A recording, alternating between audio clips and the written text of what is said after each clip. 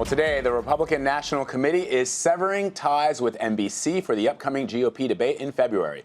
In a letter to the network, RNC Chairman Reince Priebus said the RNC's sole role in the primary debate process is to ensure that our candidates are given a full and fair opportunity to lay out their vision for America's future. He went on to say we simply cannot continue with NBC without full consultation with our campaigns. The RNC slammed the network after Wednesday night's debate on CNBC. Critics say the moderators tried to pit the candidates against one another and didn't focus enough on serious issues. Rick Davis is on the phone. He's a Republican strategist and was a campaign manager for John McCain back in 2008. Rick, thanks for joining us. So what do you make of this news?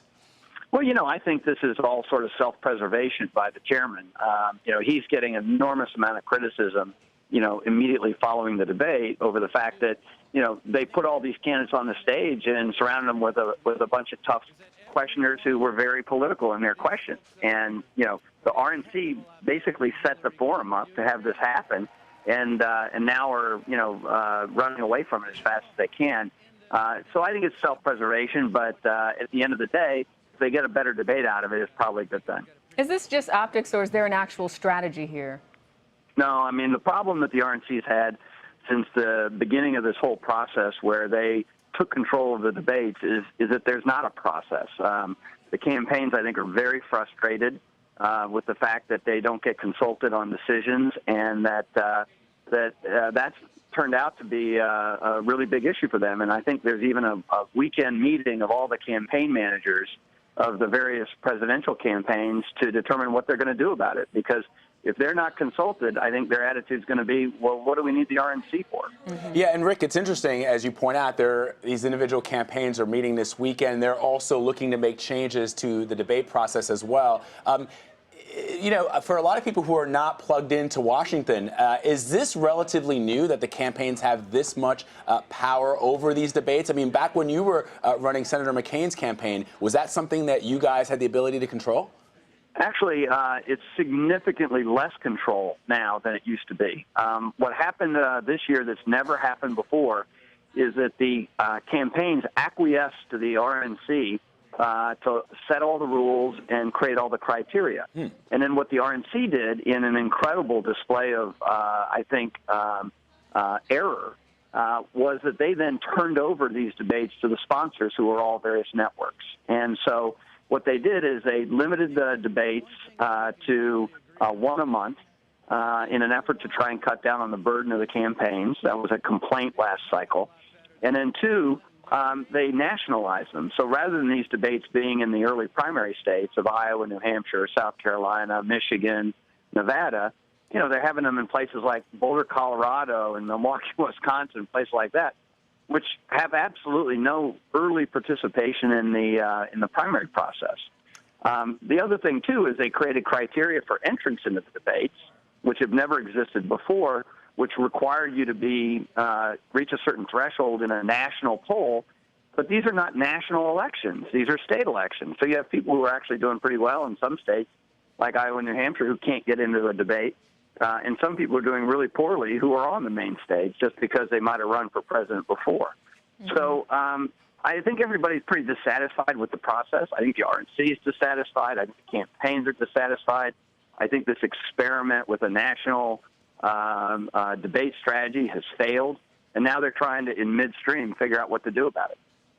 And Rick, if you had the opportunity to design a campaign schedule, so what would it look like going forward? And it clearly seems now, to your point, given what you just said about how different it is now than it was back in 2008, that this is what the chairman is trying to do, sort of to cover up his tracks there. Yeah, I think that the campaigns are going to have a lot to say about this. Look, they're going to want to go to states where there's going to be some voting, right? I mean, it's insane that we're having these debates in states that are late in the primary season and that require the campaigns to fly to places and spend money where they're not targeted. And so I would hope that the campaigns would push back and say, hey, we want some of these debates now, in locations we can manage. The problem is, like Iowa and New Hampshire, the problem is they're committed, right? The RNC has got contracts with these networks that, allow the networks to basically profit from this. The RNC doesn't get any money from this. The campaigns don't get any money for this. But the networks have a bonanza. Over 20 million people have been viewing these debates each time, and the networks keep all the money that they get from selling advertisements in these debates. These are the most watched debates in primary political history, Right. and the party and the candidates get nothing out of that. So how much can really be done? It's, I think, open question.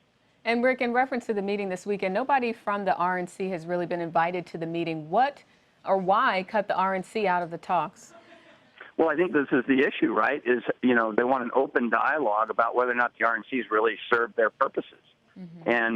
And I think the RNC, by nature of even having the meeting, probably indicates that they're unhappy with the coordination or lack thereof, and they want to have an open dialogue between the campaigns. The reality is, and this is what you said earlier, these campaigns ought to be making these decisions. It's their time, it's their money, and it's their candidates that are being put at risk here.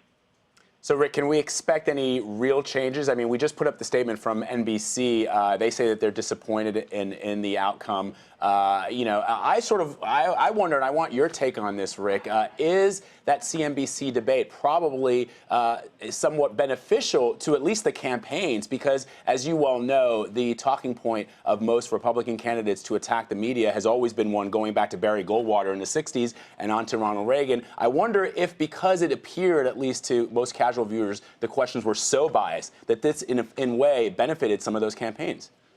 Well, look, there's no question that Cruz Senator Cruz benefited from his discussion of, his attack on the media and the moderators in that debate. I think everyone sees that as probably the high point of the entire debate. And then, of course, everybody, piled in on it.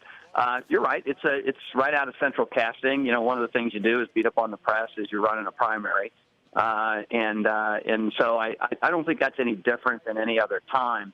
I would say that, having watched the debate in CBS's offices and commentating on it on CBSN, I was really surprised by the tenor and the quality of the questions. Mm-hmm. This was a debate that was supposed to be about the economy. And, for questions that were asked by the moderators on, what are you really running a clown campaign? I mean, fantasy football. Yeah. Really bad questions. Rick Davis, thank you so much for calling in, Rick. We appreciate it. Oh, no problem. Thank you very much. Thank you.